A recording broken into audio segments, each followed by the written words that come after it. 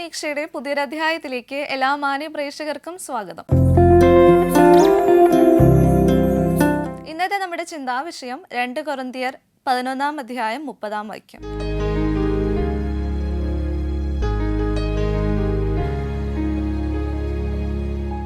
എനിക്ക് പ്രശംസിക്കണമെങ്കിൽ എൻ്റെ ബലഹീനതയെ ഓർത്ത് ഞാൻ പ്രശംസിക്കുന്നു. നമ്മൾ ആരും നമ്മുടെ ബലഹീനതകളെ ഓർത്ത് പ്രശംസിക്കാറില്ല. നമ്മളെപ്പോഴും നമ്മുടെ കഴിവും നമ്മുടെ പ്രാബല്യവും നമ്മുടെ പണവും സമ്പാദ്യം അതൊക്കെ ഓർത്താണ് നമ്മൾ പ്രശംസിക്കാറ്. പക്ഷെ ശരിക്കും നമ്മുടെ ബലഹീനത എന്താണെന്ന് അറിയുകയും അത് ചിന്തിച്ചുകൊണ്ട് ജീവിക്കുമ്പോഴാണ് നമ്മുടെ ജീവിതത്തിന് ഒരു അർത്ഥമുണ്ടാകുന്നത്. ഈ ചിന്തയോടെ ഇന്നത്തെ നമ്മുടെ വചന സമീക്ഷ നമുക്കിവിടെ ആരംഭിക്കാം. അനു എന്ന പേരുള്ളൊരു കുട്ടി, അധികം പണവും സമ്പാദ്യവും ഒന്നുമില്ലാത്തൊരു പാവം പിടിച്ച കുട്ടി. കുറേ നാൾ സന്തോഷത്തോടെയൊക്കെ ജീവിച്ചു പോയിരുന്നൊരു ഫാമിലി ആയിരുന്നു അത്. പെട്ടെന്നായിരുന്നു ആ കൊച്ചിൻ്റെ അപ്പന് വലിയൊരു അസുഖം പിടിപെടുന്നത്. അസുഖം വന്നു, ചികിത്സിക്കാൻ പണമില്ലാതെ കൊച്ചിൻ്റെ അപ്പം മരിക്കുകയാണ്. അപ്പോൾ അതിനുശേഷം അനുവിനെ വളർത്തിക്കൊണ്ട് വന്നത് തൻ്റെ അമ്മയായിരുന്നു. അപ്പോൾ അവൾക്ക് വേണ്ടിയുള്ള കാര്യങ്ങളൊക്കെ അമ്മ ചെയ്തു. സ്കൂളിലേക്കുള്ള പണം, പിന്നെ അവൾക്ക് ആവശ്യമുള്ള പഠിക്കാൻ വേണ്ടിയിട്ടുള്ള ഫോണ്, അങ്ങനെയൊക്കെയുള്ള എല്ലാ കാര്യങ്ങളും അമ്മ അവൾക്ക് ആ പ്രായത്തിൽ ആവശ്യമുള്ള എല്ലാ കാര്യങ്ങളും അവളുടെ അമ്മ ചെയ്തു. അപ്പോൾ കുറേ നാൾ കഴിഞ്ഞു, അവളുടെ ആവശ്യങ്ങൾ കൂടി, അവളുടെ പ്രായം അധികമായി. അപ്പോൾ ആ ഒരു പ്രായത്തിലൊന്നും അവൾക്ക് ബുദ്ധിമുട്ടൊന്നും അനുഭവിക്കാതെ അവരുടെ അമ്മ എല്ലാ കാര്യങ്ങളും ചെയ്തു കൊടുക്കുകയുണ്ടായി. അപ്പോൾ അവൾ ബുദ്ധിമുട്ടൊന്നും അനുഭവിക്കാതെയായിരുന്നു വളർന്നു വന്നത്. അപ്പോൾ അവളുടെ ജീവിതത്തിൽ എന്തൊക്കെ ഉണ്ടായെന്നും എന്തൊക്കെ മാറ്റങ്ങൾ സംഭവിച്ചു എന്നും ഞാൻ നിങ്ങളോട് പറയാം. അപ്പം അതിനു മുമ്പേ നമ്മുടെ ഇന്നത്തെ ആദ്യത്തെ കോൾ വരുന്നുണ്ട്. വചന സമീക്ഷയിലേക്ക് സ്വാഗതം. ആരാണ് വിളിക്കുന്നത്? നെയ്യാറ്റിൻകരന്നാണ്. എന്താണ് ജോലി ചെയ്യുന്നുണ്ടോ? സുവിശേഷ പ്രവർത്തനമാണ്. അപ്പോൾ ദൈവമായിട്ട് അധികം അടുത്ത് നിൽക്കുന്ന ഒരാളാണല്ലേ? ഓക്കെ. അപ്പോൾ എന്നും ബൈബിളൊക്കെ വായിക്കാൻ പറ്റാറുണ്ടോ? ആദ്യത്തെ പ്രാവശ്യം ബൈബിൾ മുഴുവൻ വായിച്ചിട്ട് ഇത് രണ്ടാമത്തെ പ്രാവശ്യം ഉൽപ്പത്തി മുതല് സംഖ്യാപുസ്തകം 4 അധ്യായം വരെ വായിച്ചു തീർത്തിരിക്കുന്നു. വായിച്ചു തീർത്തല്ലേ? ഓക്കെ. അപ്പോൾ ഇനി കുറച്ചുകൂടെ ഉണ്ട്, വെളിപാട് വരെ വായിക്കണ്ടേ? അതെ അതെ അതെ അതെ. അപ്പോൾ പെട്ടെന്ന് വായിച്ചു തീർക്കാൻ പറ്റട്ടെ കേട്ടോ. ഓക്കെ. അപ്പോൾ നമ്മുടെ വചന സമീക്ഷയിൽ നമുക്ക് 4 ചോദ്യങ്ങളായിരിക്കും ചോദിക്കേണ്ടായിരിക്കാം. ഓക്കെ. അപ്പോൾ നമ്മുടെ ആദ്യത്തെ ചോദ്യത്തിലോട് നമുക്ക് കിടക്കാവേ. ഓക്കെ. ഞാൻ നിരന്തരം നിങ്ങളെ ഓർക്കുന്നു എന്നുള്ളതിന് പൗലോസിന് സാക്ഷി ആരാണ്? ദൈവം. അതെ അതെ, പൗലോസ് ആരാധിക്കുന്ന ദൈവം. ശരിയായിട്ടുള്ള ഉത്തരമാണ് കേട്ടോ. എന്റെ ആത്മാവിൽ ആരാധിക്കുന്ന ദൈവം എനിക്ക് സാക്ഷി. അതെ അതെ, ശരിയായിട്ടുള്ള ഉത്തരമാണ്. ഉത്തരം ദൈവം. ഓക്കെ. അപ്പോൾ എന്നും ബൈബിളൊക്കെ വായിക്കാറുണ്ട് എന്ന് പറഞ്ഞല്ലോ. അപ്പോൾ ബൈബിളിൽ ഏറ്റവും കൂടുതൽ ഇഷ്ടപ്പെട്ട പുസ്തകം ആരുടേതാണ്? ആരുടെ പുസ്തകമാണ് ഏറ്റവും കൂടുതൽ ഇഷ്ടം ബൈബിളിൽ നിന്ന്? രൂത്തിന്റെ പുസ്തകം. എന്തുകൊണ്ടായിരിക്കും? രൂത്തിന്റെ വംശത്തിൽ നിന്നാണ് യേശു കർത്താവ് ജനിച്ചത്. എന്നിട്ട് രൂത്തിന്റെ മകൻ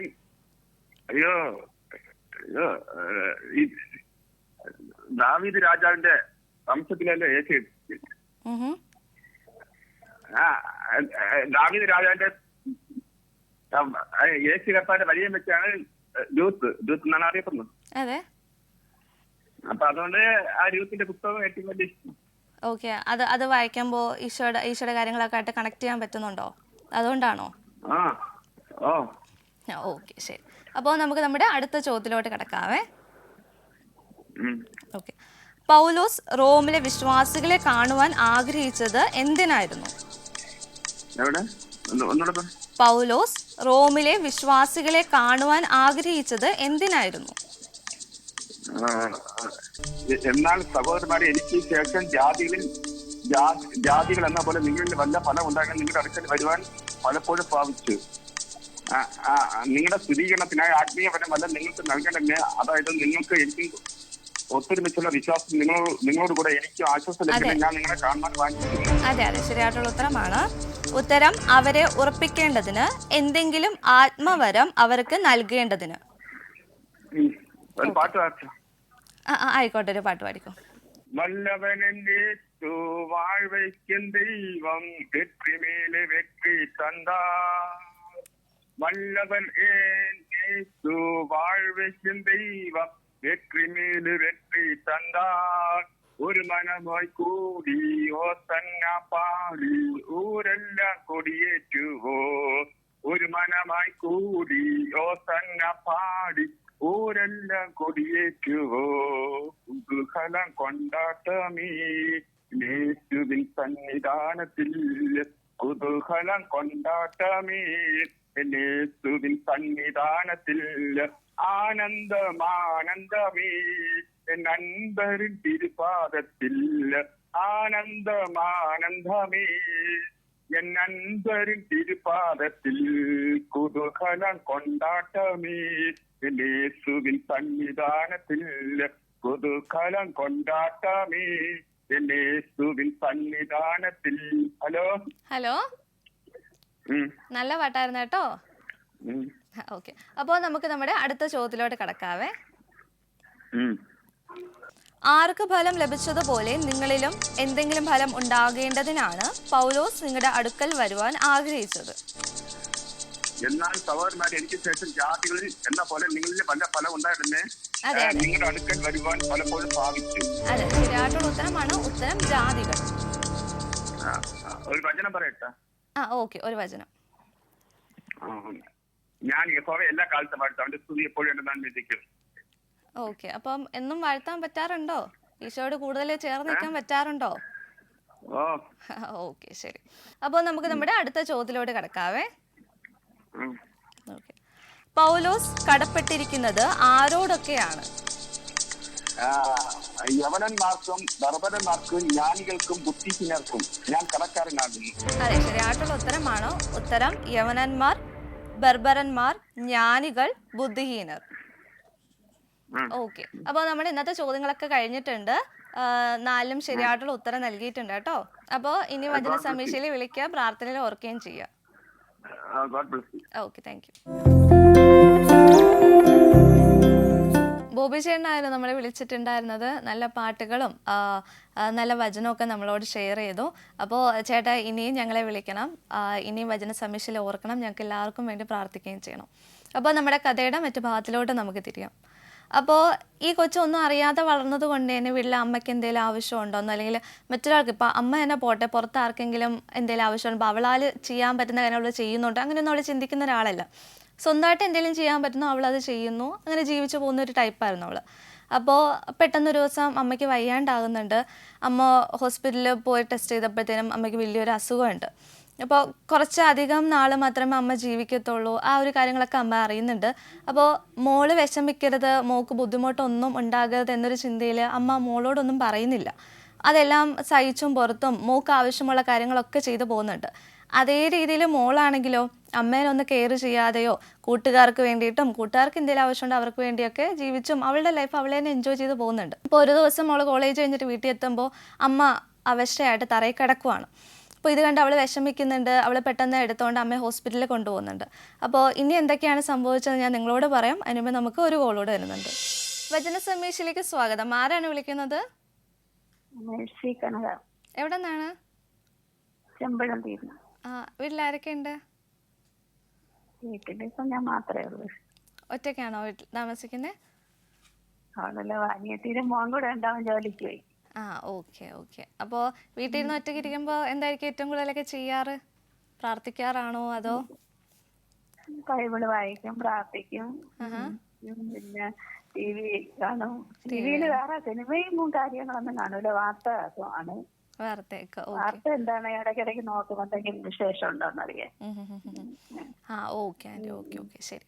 അപ്പോൾ നമ്മുടെ വചന സമീക്ഷയിൽ നമുക്ക് 4 ചോദ്യങ്ങളായിരിക്കും ചോദിക്കേണ്ടായിരിക്കും കേട്ടോ. ഓക്കെ, അപ്പോൾ നമുക്ക് നമ്മുടെ ആദ്യത്തെ ചോദ്യത്തിലോട്ട് കടന്നാലോ?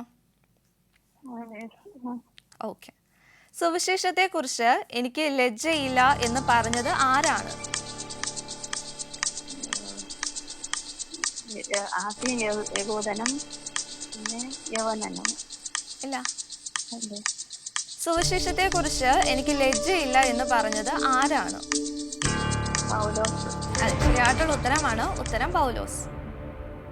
ഓക്കെ, അപ്പോ സന്ധ്യാപ്രാർത്ഥനയൊക്കെ ചൊല്ലാറുണ്ടോ? ബൈബിള് വായിക്കുമായിരുന്നു. ബൈബിള് വായിച്ച് പ്രാർത്ഥിച്ച്.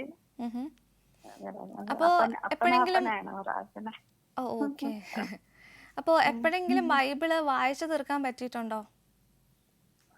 അങ്ങനെ തുടങ്ങിയിട്ടുണ്ട്, ഇതുവരെ തീർന്നിട്ടില്ല. ആണല്ലേ. ഇപ്പൊ എത്ര അധ്യായം കഴിഞ്ഞു? അങ്ങനെ ഇടയ്ക്കിടയ്ക്ക് വായിക്കും, പിന്നെ അങ്ങ് നിർത്തിക്കളയാ, കണ്ടിന്യൂ ചെയ്യാൻ പറ്റണില്ല. ആണല്ലേ, കുഴപ്പമില്ല. അതൊന്ന് ശ്രമിച്ചാൽ മതി. ഇങ്ങനെ ടൈം ടേബിളൊക്കെ സെറ്റ് ചെയ്ത് ഇത്ര ദിവസം ഇത്ര വായിക്കണം എന്നൊരു രീതിയിൽ വായിച്ചു തുടങ്ങിയാൽ നമുക്കൊരു 1 year കൊണ്ട് പെട്ടെന്ന് തീർക്കാൻ പറ്റുമല്ലോ. കൊറേ നാളൊക്കെ വായിക്കും, ഉൽപ്പത്തി പോലും തീരൂല, അതിന് മുമ്പ് അങ്ങ് നിർത്തും. ആണല്ലേ. ഓക്കെ, കുഴപ്പമില്ല. അപ്പോൾ നമുക്ക് നമ്മുടെ അടുത്ത ചോദ്യത്തിലോട്ട് കിടക്കാവേ. ഓക്കെ. പൗലോസ് ലജ്ജിക്കാത്ത വിഷയം എന്താണ്? ലജ്ജിക്കാത്ത വിഷയം എന്താണ്? വിശേഷത്തെ കുറിച്ചുള്ള. അതെ, ശരിയായിട്ടുള്ള ഉത്തരമാണ്. ഉത്തരം സുവിശേഷം. നമ്മുടെയൊക്കെ വചനത്തിൽ എപ്പോഴും പറയുന്നൊരു സാധനമുണ്ട്, നമ്മുടെ ഏറ്റവും വലിയ ദൗത്യം എന്ന് പറയുന്നത് സുവിശേഷം പ്രസംഗിക്കുക എന്നുള്ളതാണ്, അല്ലേ? അതെ. ഓക്കെ. അപ്പോൾ എപ്പോഴെങ്കിലും ഇങ്ങനെ കർത്താവിനെ സ്പ്രെഡ് ചെയ്യാനുള്ള ഒരു അവസരം എൻ്റെ ജീവിതത്തിൽ ഉണ്ടായിട്ടുണ്ടോ? ഞാൻ ട്യൂഷൻ പഠിപ്പിക്കുമായിരുന്നേ. അപ്പോഴും പഠിക്കാൻ വരുന്ന കുട്ടികൾക്ക് പറഞ്ഞു കൊടുക്കും ഇങ്ങനെ സുവിശേഷം പറയും. അത് അത് പിന്നെ അതില് അവസാനം നമ്മൾ ഈ ബൈബിള് വായിച്ച് ഇവരെ പറഞ്ഞു പറഞ്ഞ് പിന്നെ പരീക്ഷ ആകുമ്പോ ആന്റി പ്രാർത്ഥിക്കണോന്ന് പറയും, തലയെ കൈവച്ച് പ്രാർത്ഥിച്ചു വിടണം അവര്. ഹിന്ദു കുട്ടികളാണ്. അതെ അതെ, അത് വലിയൊരു അവസരമാണ് കർത്താവ് ആന്റിയുടെ ജീവിതത്തിൽ ഒരുക്കി തന്നേക്കുന്നത്, അല്ലേ? അതെ അതെ. ഓക്കെ. അപ്പോൾ നമുക്ക് നമ്മുടെ അടുത്ത ചോദ്യത്തിലോട്ട് കിടക്കാവേ. ഓക്കെ. നീതിമാൻ എന്തിനാലാണ് ജീവിക്കുന്നത്?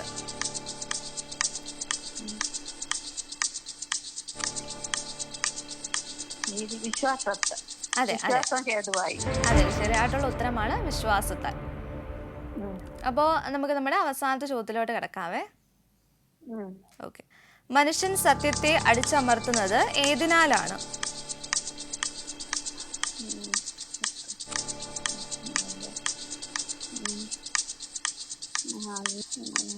അനീതി കൊണ്ട്.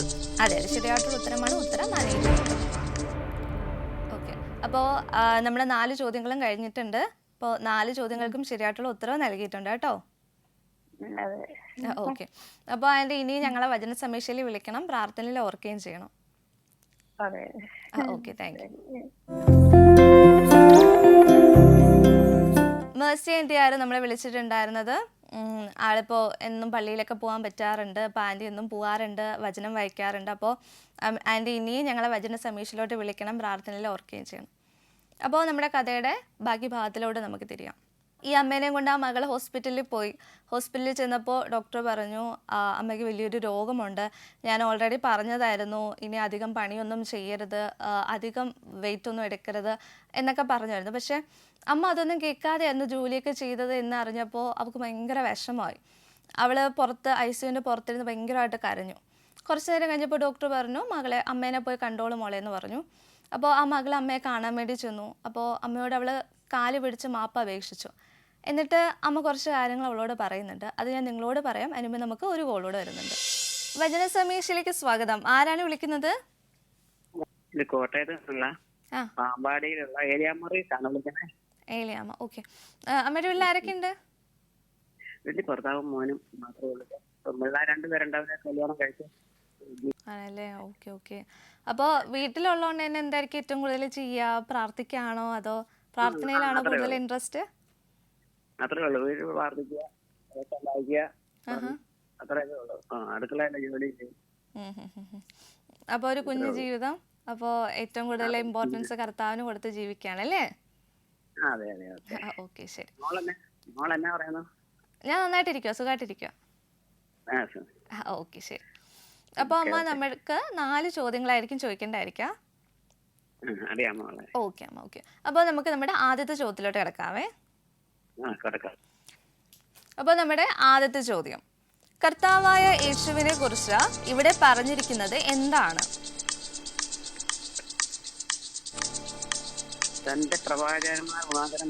ആരുടെ പുത്രൻ എന്നാണ് പറയുന്നത്?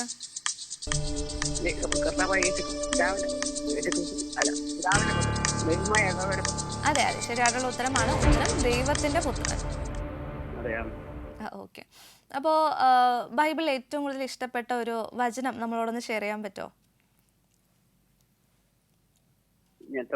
തൊണ്ണൂറ്റൊന്നാം സങ്കീർത്തനാണ് കാണാപ്പാഠം പറയുന്നത്.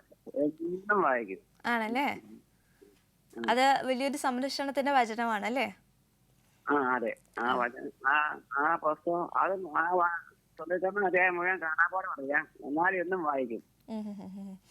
അത് വലിയൊരു കർത്താവിന്റെ ഒരു വലിയൊരു സംരക്ഷണം വചനത്തിലൂടെ നമ്മളെ ഓർമ്മിപ്പിക്കുന്നതാണ് ആ വചനം വഴി അല്ലേ?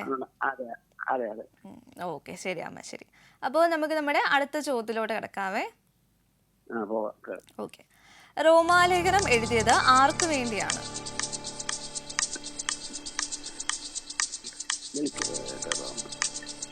ദൈവത്തിന് പ്രിയരും വിളിക്കപ്പെട്ട വിശുദ്ധരുമായ എല്ലാവർക്കും വേണ്ടി. ഒരാൾക്ക് വേണ്ടിട്ട് പറയുന്നുണ്ടല്ലോ. ദൈവത്തിന് വിളിക്കപ്പെട്ട വിശുദ്ധരുമായ എല്ലാവർക്കും വേണ്ടി. Okay okay. അപ്പോൾ ഉത്തരം വിശുദ്ധരാകുവാൻ വിളിക്കപ്പെട്ടവരും ദൈവത്തിന്റെ പ്രിയരുമായ റോമിലെ എല്ലാവർക്കും വേണ്ടി. അതെ. ഓക്കെ, ശരിയായിട്ടുള്ള ഉത്തരമാണ്. ഓക്കെ. അപ്പോൾ പാട്ടൊക്കെ പാടാറുണ്ടോ? ഓക്കെ. അപ്പോൾ നമുക്ക് വേണ്ടിയിട്ട് ഒരു പാട്ട് പാടിത്തരാൻ പറ്റുമോ? ചെറുതായിട്ട് പാടാം. ഓക്കെ.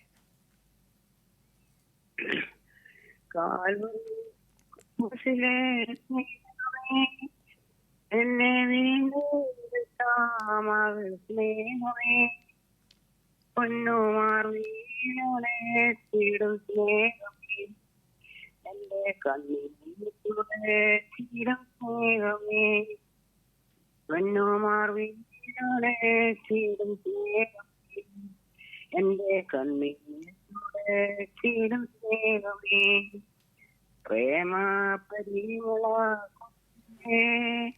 എന്റെ പ്രിയമായ വാസം ഞാനോർത്തേടും തോറുമൻ മാസം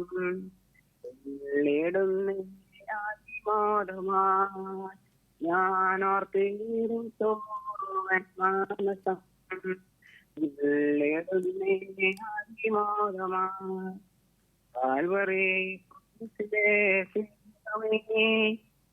എന്നെ വീടുത്ത മകൾ സ്നേഹമേ പൊന്നുമാർഗീടാണ് വീടും സ്നേഹമേ എന്റെ കണ്ണൂടെ വീടും സ്നേഹമേ.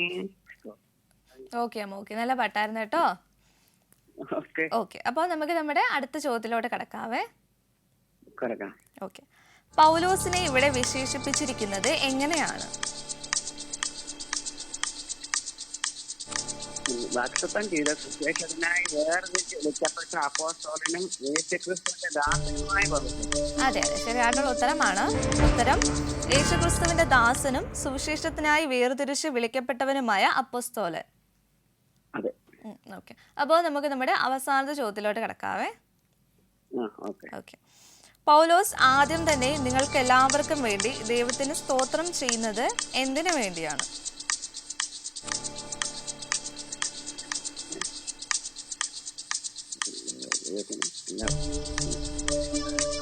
അവരുടെ എന്താണ് ലോകം മുഴുവനും സമാധാനം ഉണ്ടാകട്ടെ എന്നതാണ്. വിശ്വാസം സർവ്വലോകത്തിലും പ്രസിദ്ധമായിരിക്കുന്നതിനാൽ ഞാൻ ആദ്യം തന്നെ എന്റെ ദൈവത്തിന്റെ നിങ്ങൾക്കെല്ലാവർക്കും വേണ്ടി സ്തോത്രം ചെയ്യുന്നു. അതെ അതെ, ശരിയായിട്ടുള്ള ഉത്തരമാണ്. ഉത്തരം അവരുടെ വിശ്വാസം ലോകം മുഴുവൻ പ്രസിദ്ധമായിരിക്കുന്നതിന്. അതെ. ഓക്കെ, ശരിയായിട്ടുള്ള ഉത്തരമാണ് അമ്മ. അപ്പോൾ നമ്മുടെ 4 ചോദ്യങ്ങൾക്കും ശരിയായിട്ടുള്ള ഉത്തരം നൽകിയിട്ടുണ്ട്. ഓക്കെ. അപ്പോൾ ഇനി ഞങ്ങളുടെ വചന സമീക്ഷയിൽ വിളിക്കാം, പ്രാർത്ഥനയിൽ ഓർക്കുകയും ചെയ്യാം. ഏലിയമ്മ അമ്മച്ചിയായിരുന്നു നമ്മളെ വിളിച്ചിട്ടുണ്ടായിരുന്നത്.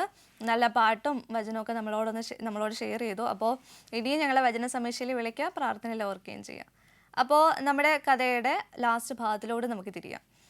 അപ്പോൾ ഇതിന് ശേഷം അവൾ തൻ്റെ അമ്മയെ കാണാൻ പോവുകയാണ്. അപ്പോൾ കാലിൽ പിടിച്ച് ഭയങ്കരമായിട്ട് ആ കൊച്ച് കരഞ്ഞു. അപ്പോൾ ഇതെല്ലാം കണ്ടിട്ട് അമ്മ അവളോട് പറയുന്നൊരു കാര്യമുണ്ട്. ജീവിതത്തിൽ നമ്മളെപ്പോഴും സ്വാർത്ഥരായിട്ടാണ് എല്ലാ മനുഷ്യരും ജീവിക്കുന്നത്. ആരും ചുറ്റുമുള്ള മനുഷ്യരെ നോക്കിയോ അവർക്ക് നമ്മളാൽ എന്തെങ്കിലും സഹായം ചെയ്യാൻ പറ്റുമോ എന്ന് പോലും നമ്മൾ ചിന്തിക്കാറില്ല. അപ്പോൾ ജീവിച്ചിരിക്കുന്ന സമയത്ത് നിന്നെക്കൊണ്ടാകുന്ന രീതിയിൽ മറ്റുള്ളവരെ സഹായിച്ച് ജീവിക്കാൻ നീ ശ്രമിക്കാം. അപ്പോൾ ഇതാണ് നമ്മുടെ സ്റ്റോറി. നമ്മളെല്ലാവരും നമ്മുടെ ഈ കാലഘട്ടത്തിൽ എപ്പോഴും നമ്മൾ ചെയ്യുന്നത് സ്വാർത്ഥരാണല്ലേ. എപ്പോഴും നമുക്ക് എന്തെങ്കിലും ചെയ്യണം, നമുക്ക് ഉയർച്ച കിട്ടണം, നമുക്ക് പ്രശംസ ലഭിക്കണം എന്നൊരു ചിന്തയിലാണ് നമ്മൾ ജീവിച്ചു പോകുന്നത്. അപ്പോൾ ഇതെല്ലാം മാറ്റിയിട്ട് നമ്മളാൽ മറ്റൊരാൾക്ക് എന്തെങ്കിലും സഹായം ചെയ്യാൻ പറ്റുമോ, അല്ലെങ്കിൽ നമ്മളാൽ മറ്റൊരാൾ സന്തോഷിക്കുമോ എന്നൊരു ചിന്ത നമുക്ക് എപ്പോഴും വേണം. അതിനുവേണ്ടി നമ്മൾ പ്രയത്നിക്കുകയും ചെയ്യണം. അപ്പോൾ ഈ ചിന്തയോടെ ഇന്നത്തെ നമ്മുടെ വചന സമീക്ഷ ഇവിടെ നിർത്തുകയാണ്. അപ്പോൾ ഇനിയും നല്ല നല്ല കോളുകളും നല്ല നല്ല സ്റ്റോറീസുമായിട്ട് ഞാൻ നിങ്ങളുടെ മുന്നിൽ വരുന്നതായിരിക്കും. അതുവരെ എപ്പോഴും നിങ്ങളെ പ്രാർത്ഥന ഞങ്ങളെ ഓർക്കുക, ഞങ്ങൾ ഓർക്കും. താങ്ക്